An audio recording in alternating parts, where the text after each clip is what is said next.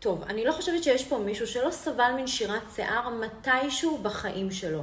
אם זה גנטיקה, אם זה מצבים נפשיים כמו סטרס, לחץ, נשים אחרי לידה, חוסרים בתזונה, לא חסר סיבות. אני באופן אישי בחודשים האחרונים, בכל זאת תקופה מאתגרת של סטרס, חשה הידללות בשיער, ואני כל הזמן חוקרת ובודקת איזה מוצרים יכולים לסייע לי להחזיר את השיער להיות שופע ובריא עם צמיחה מחודשת.